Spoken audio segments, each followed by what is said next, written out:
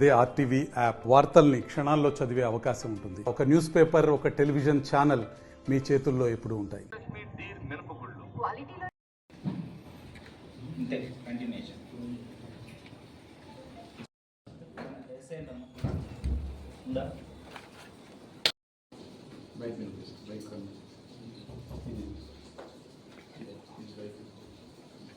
ఇక్కడి నుంచి వెళ్తున్నారు.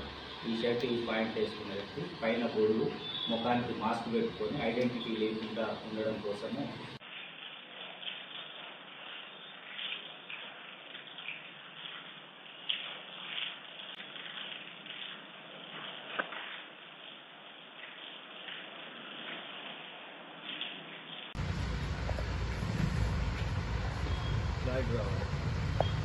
జగన్మోహన్ రావు అనే వ్యక్తి మంచిర్యాల టౌన్ కంప్లైంట్ ఇవ్వడం జరిగింది.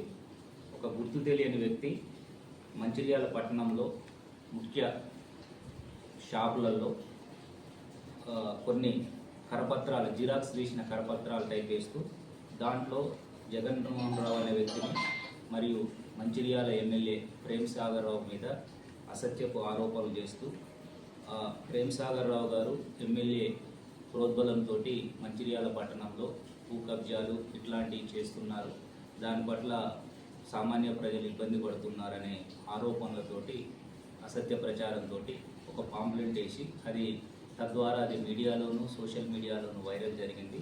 దానివల్ల ఆ కాంప్లైంట్ మరియు ఎమ్మెల్యే గారి యొక్క వ్యక్తిగత ప్రతిష్ట, రాజకీయ ప్రతిష్ట, వారి ఇతర వాళ్ళ వర్గాలలో వాళ్ళ ఫాలోవర్స్లో కూడా చాలా ఇబ్బందికరమైన పరిస్థితి ఉన్నది. దీని వెనకాల రాజకీయ కుట్ర లాంటిది లేకపోతే వ్యక్తిగత కుట్ర లాంటిది, మా వ్యక్తిగత హననం చేస్తున్నారనే కాంప్లైంట్ ఇవ్వడం జరిగింది.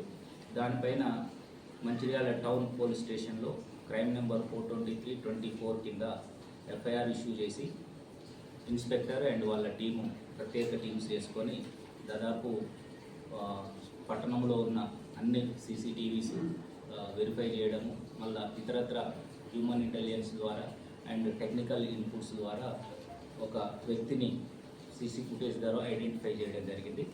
దాని ప్రకారము రజనీష్ జైన్ బీజేపీ జిల్లా కార్యదర్శి, మంచిర్యాల జిల్లా కార్యదర్శిగా పనిచేస్తున్నాడు.